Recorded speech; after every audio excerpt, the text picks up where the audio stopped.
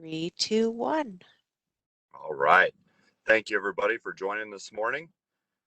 We've got a couple of guest speakers here today. We've got Eric Burton and Taylor Williams, and JT Bell is joining us as well. So today's discussion is about your clients that have got a net worth of $5 million or more. And what we're about ready to go over today is time sensitive. We've got the estate tax sunset, and then we also have Biden's plan proposal. So to make it simple, just as a consumer, we're all pretty familiar with what an ILIT is, an irrevocable life insurance trust. This is a wonderful tool that removes assets outside of your taxable estate and that grows outside of your taxable estate. The challenge is the clients no longer have access to the money. So that loss of flexibility is what a lot of times Eric and Taylor will experience. The clients will set up something like an ILIT, but they might not necessarily fund it. So we introduce the notion of a SLAT, which at the end of the day is an ILIT with some special provisions inside of it. And this helps for our clients to move forward with doing the estate planning they know they need to do, but having the flexibility in the future that they're looking for.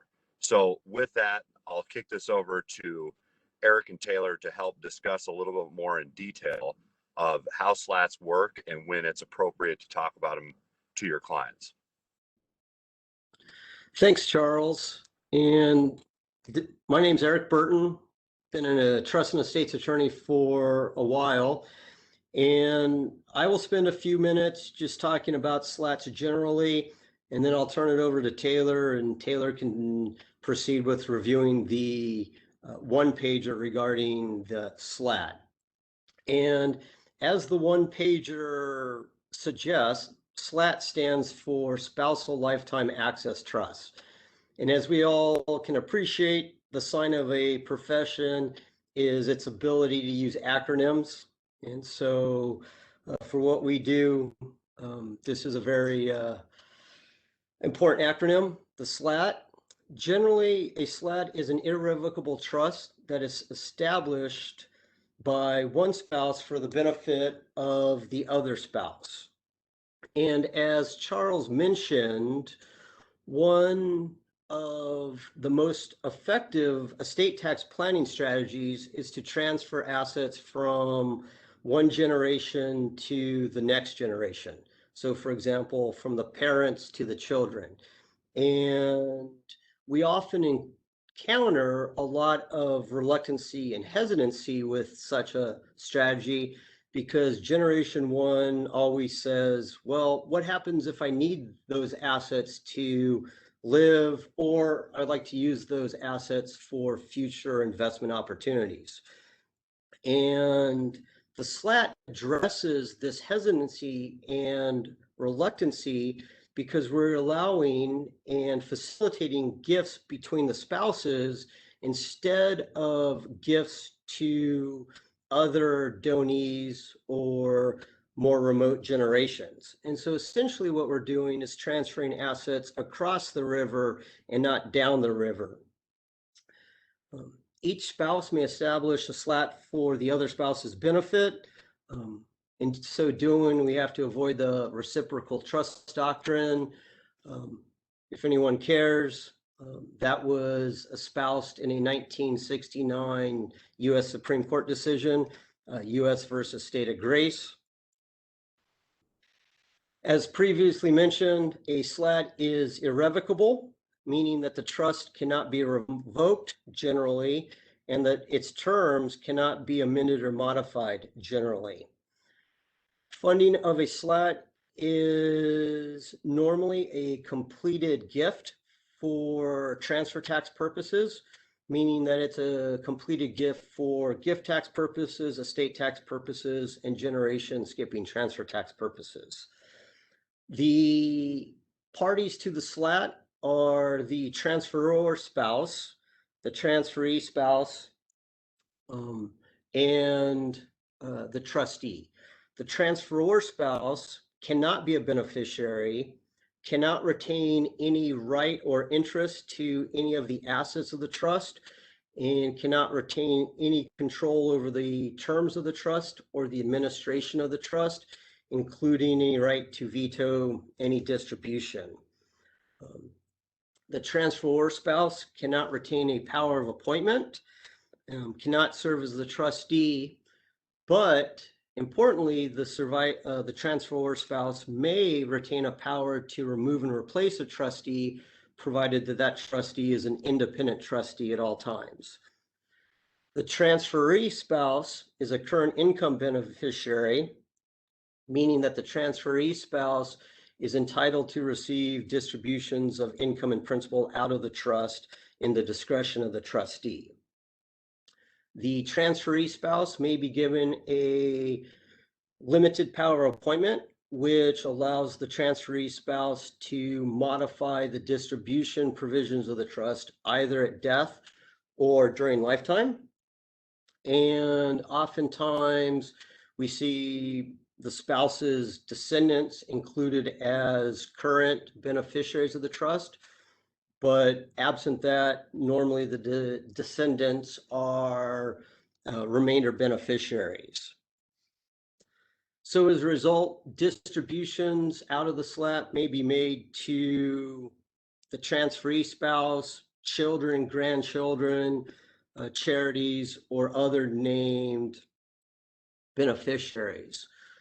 We always run into the question of, well, how do we take care of the transferor spouse, the settlor, the person who establishes the trust? We can address that concern one of two ways. The transferee spouse can exercise that limited power of appointment in favor of the transferor spouse at some point in the future, and/or we can build in a provision that allows the trustee to loan assets of the trust to the settlor spouse. If you do include such a provision, you just got to make sure that we don't have any unintended transfer tax consequences.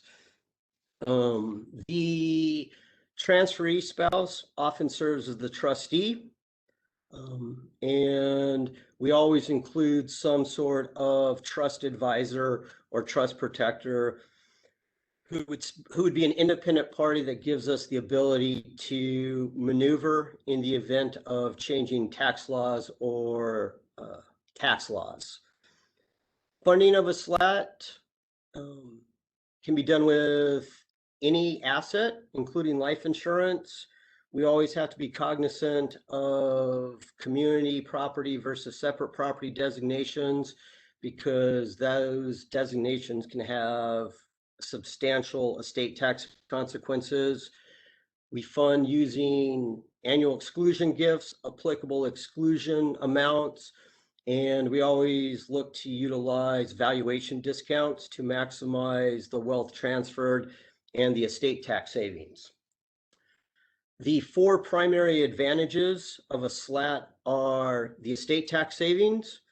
If the applicable exemption amounts were to be reduced from $23.4 million currently for a couple to $7 million for a couple, the SLATs could result in a $6.5 million estate tax savings. Control is the second advantage. With traditional gift and estate tax planning strategies, the donors or the settlors have to give up control, not cause estate tax inclusion. SLATs allow the transferee spouse to retain total control over the use, enjoyment, and investment decisions of the assets owned by the SLAT. The transferee spouse serves as the trustee. The transferee spouse is a named beneficiary, so the transferee spouse continues to enjoy the income and the assets of the trust through distributions, and as a consequence, the transferor spouse also enjoys indirectly the assets of the SLAT and the income therefrom through those distributions. The third advantage is income tax neutrality.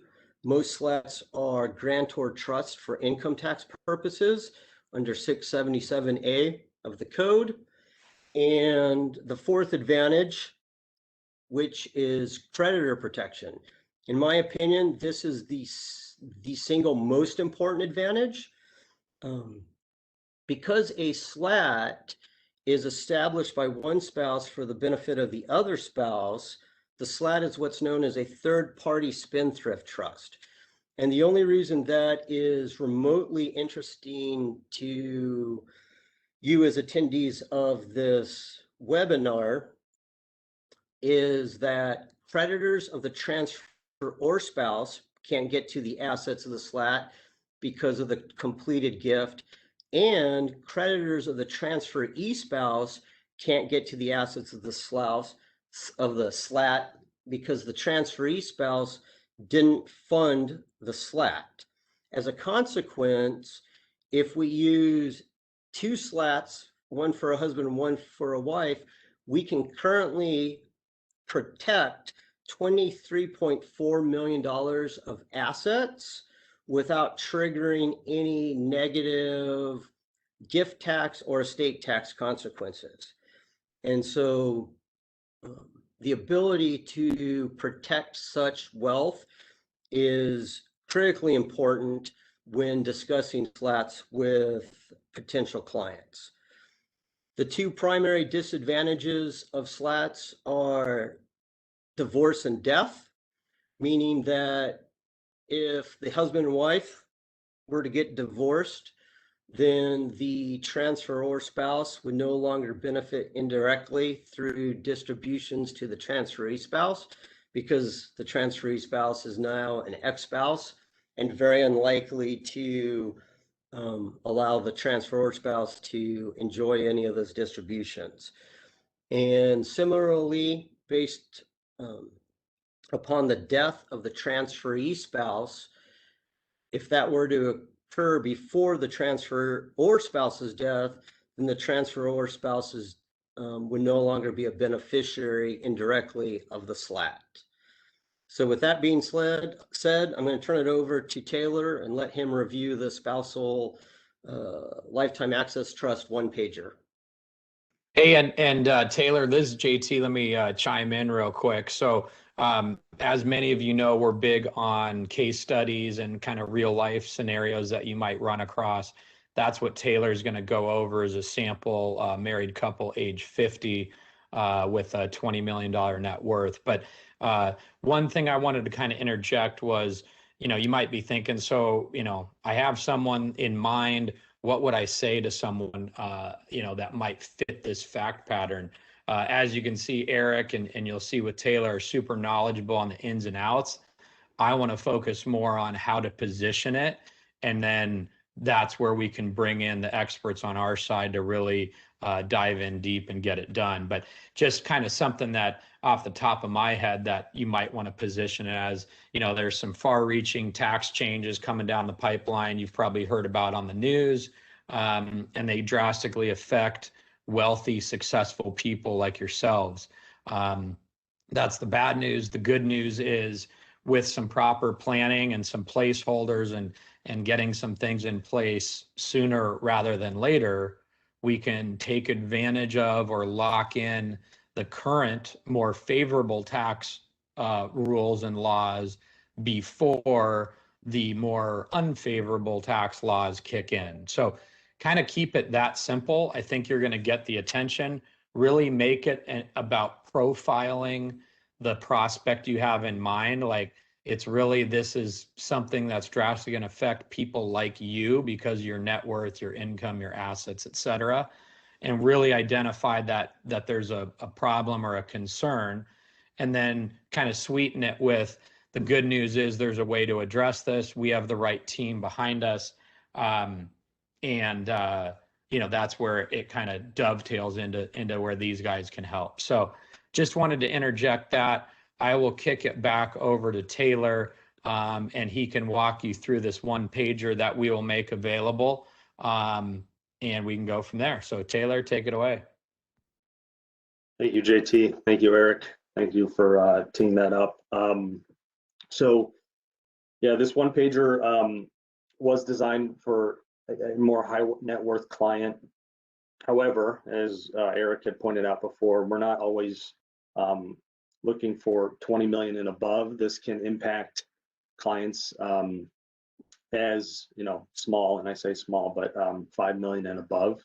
So what we're really looking for is a married couple with, and this one, we use the example of Cadence Loan as the married couple. They have desire to retain their assets during their lifetime, but somehow maximize their children's inheritance, but also minimizing estate taxes and then having some sort of form of creditor protection. And I know those key points. To have a tool that covers that, to me, is honestly the most amazing part about this SLAT, is that we're able to hit multiple points that the client is worried about. So from there, as Eric and JT have pointed out, I think we all can understand that there is going to be a estate tax drop. We're going to have an exemption amount lower than what we currently have. Now, we don't know what that amount is, but we know it's going to happen. And so to me, time is of the essence, because the more that we can move into or out of the estate into a SLAT, the more impact we can make with your clients now. And last point is, a lot of clients are always worried about clawback, or what the IRS can do if we set this up now. There are anti-clawback regulations that prevent this. So we have not seen historically anything clawback that has been done before legislation has come out. So again, this is stressing the point, time is of the essence to get this done. In summary, so I want to flex on the importance of, we have a trust that is providing asset protection. Again, a very, very high priority for clients. We have a trust that is excluding your assets from your estate, while kind of providing this divorce planning and protection. Again, it's a grantor trust, so your clients are not filing a income tax return for this trust. This is just flowing onto their personal return. I think that's a key complexity point, because clients always want to know, okay, well, what else do we have to do for this? And then lastly, among all of that, we get access to this trust during our life. So to me, there's nothing better that we can have, that we have right now, that can provide multiple points like that. So we have Cadence Loan. They're married. Again, they're concerned. They have a large estate, and they understand that there's a lot of talk about estate tax exemptions dropping. They want to know what to do. And so, as Eric explained, with some sort of post-nuptial agreement, we will split the assets. And Eric and I take quite a bit of time looking at the inventory of the client. There's a very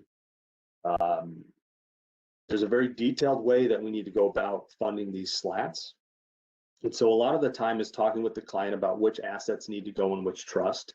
We're planning for, and I know this is, we don't really talk about this with clients, but we're almost planning for divorce. So we're splitting these assets equally into these separate SLATs, one for each spouse.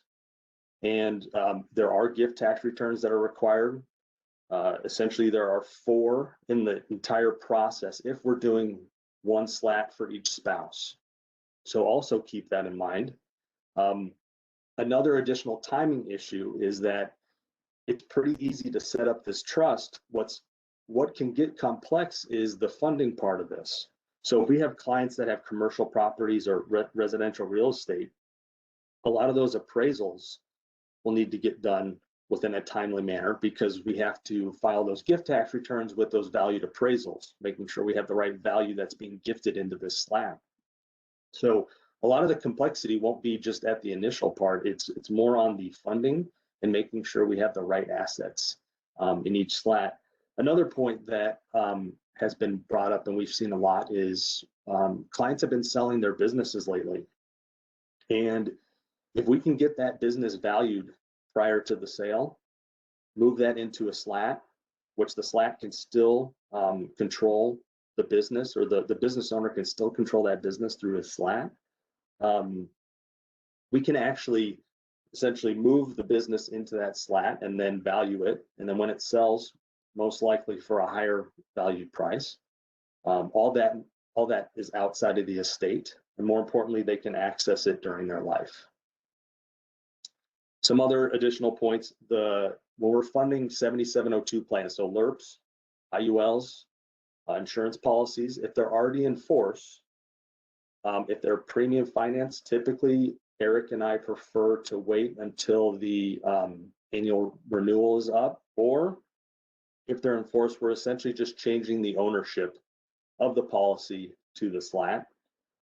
Preferably, if you're thinking about doing an IUL with a client, there's a large death benefit that's going to increase the client's estate. So you're creating an estate tax problem for them. Ideally, I would like to see these set up prior to the application actually even being started, so it becomes part of your planning conversation. And frankly, if you're bringing this to the table with the power of the IUL, that's a pretty powerful combination right there with, you know, the SLAT and the 7702 planning. Remember, again, asset protection, estate tax exclusion, divorce planning / protection. This is a grantor trust, so we're not filing a separate tax return, and your clients get direct access to this during their life.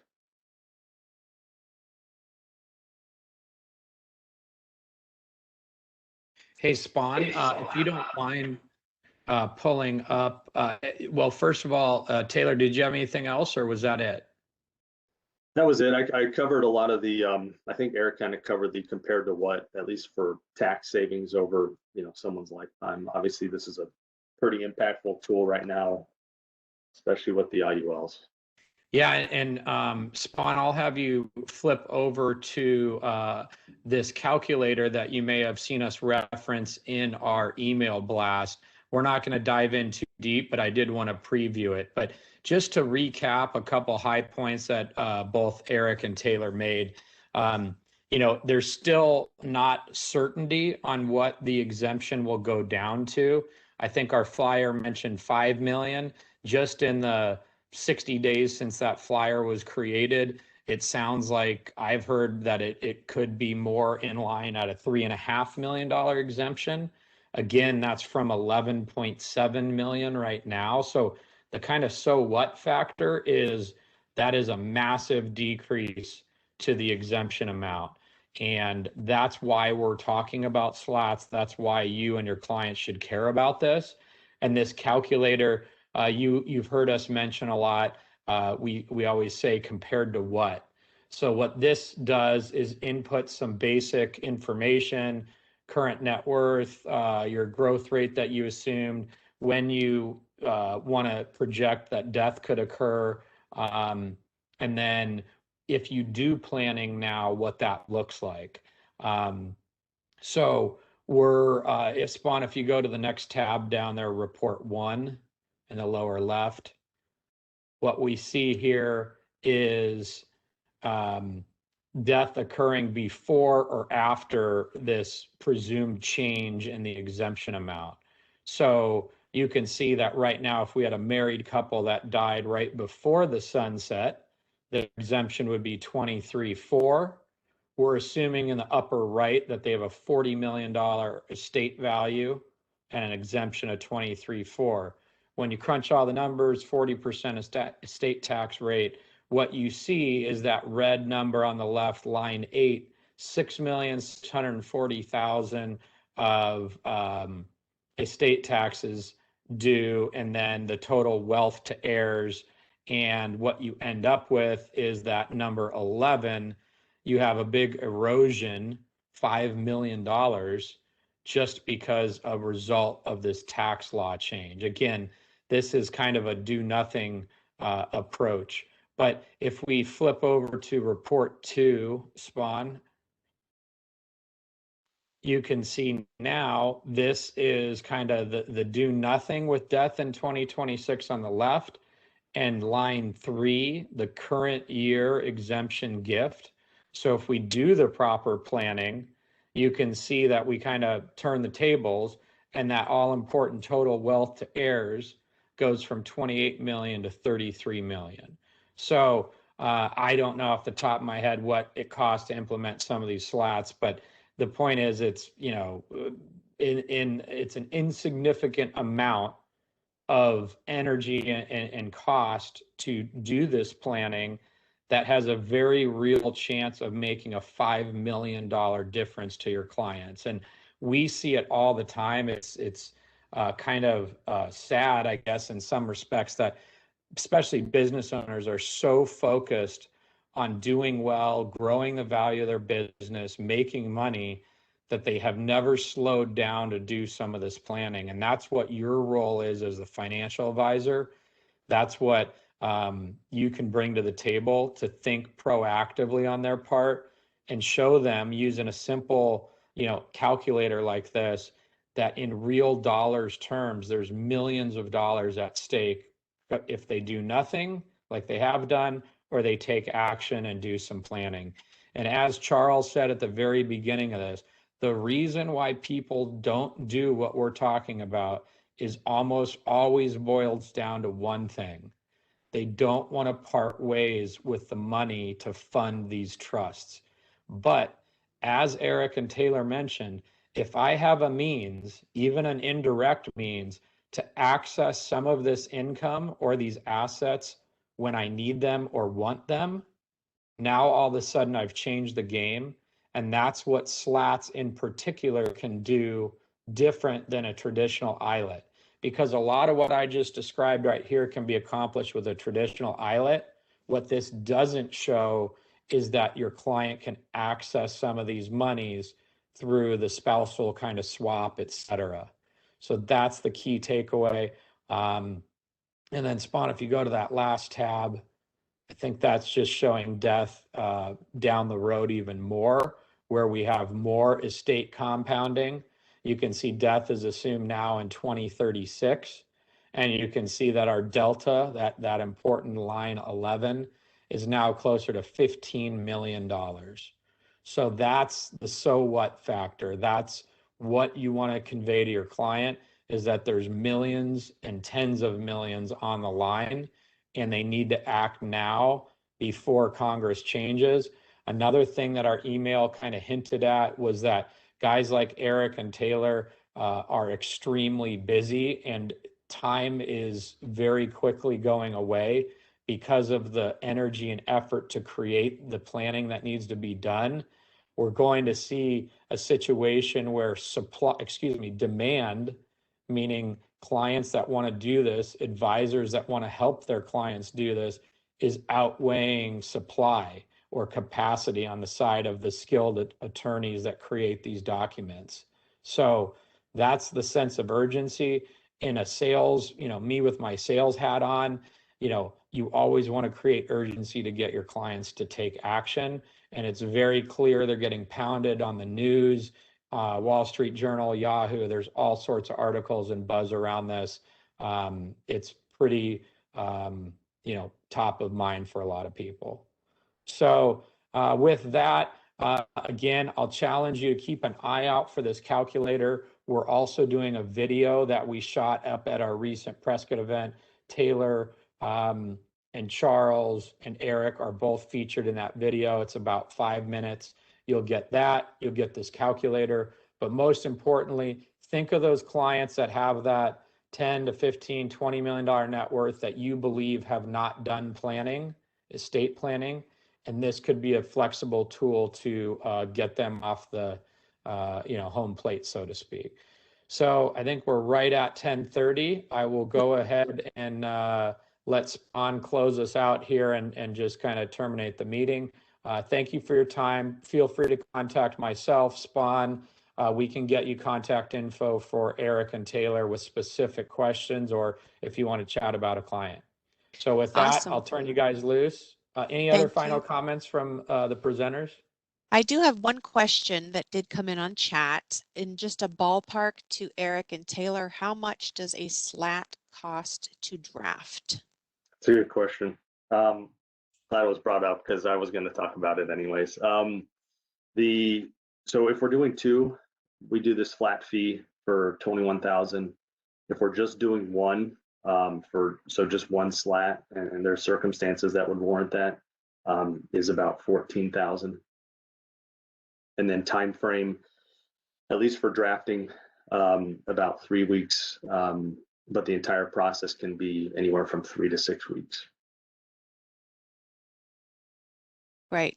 Does anybody else have something they want to hit me up with on the chat that I can ask while we still have everyone here? I think there was one other question on kind of like, where does this start to make sense, or kind of what is the minimum like gifting that we might want to take advantage of? And, I think there are some economies of scale, whether it be cost to set up, et cetera. But I don't know, Eric or Taylor, do you have any comments on where this starts to make sense, or like how low is too low to kind of do some of the actual funding of these trusts in dollars terms? I think it's honestly, I think it's very circumstantial, which I know is the most typical attorney answer ever to say. But think about this: if you have a client that has maybe 2 to 3 million with AUM in a house, but they have this business that is just starting to explode, being able to move that outside of their estate while basically still controlling it, but having a sale occur maybe 10, 15 years down the line, but it's outside of their estate, that's a pretty powerful move. So with those circumstances, I would say yes, that would be a good idea to have those that asset moved outside the estate. Maybe he doesn't fit the 5 million sort of assets yet, but if there's a business that's growing. So I'd say if you're questioning it, Eric and I are pretty good at reviewing like a simple asset or inventory.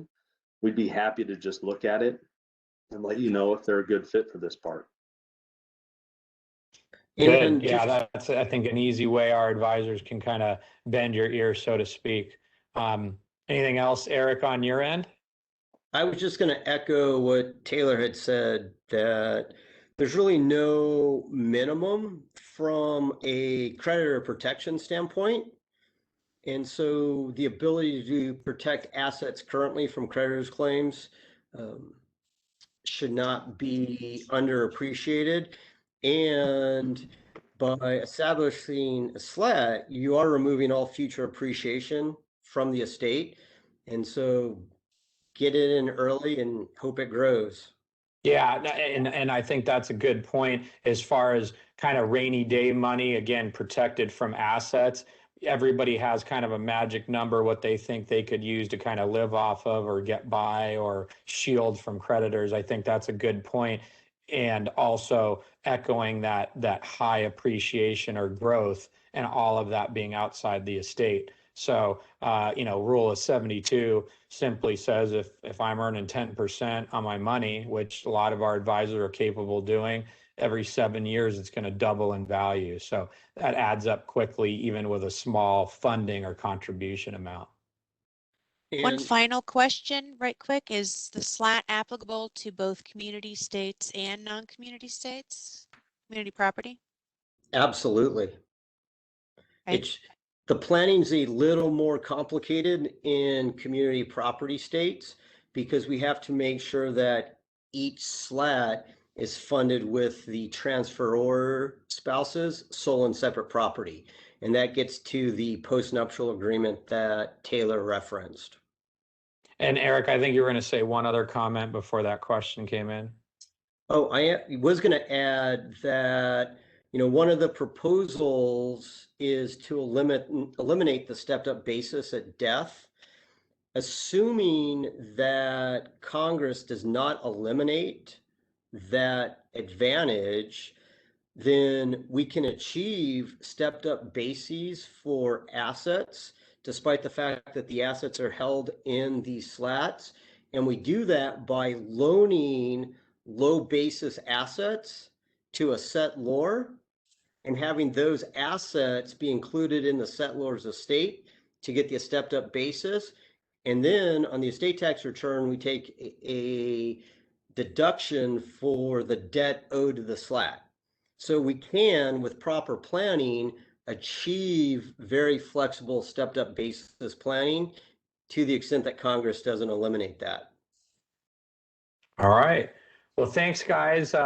We are 10:35, and just go ahead and reach out to us with any questions or case opportunities. We'll go ahead and end today, and thank you for attending. Thank you very much. Thank you.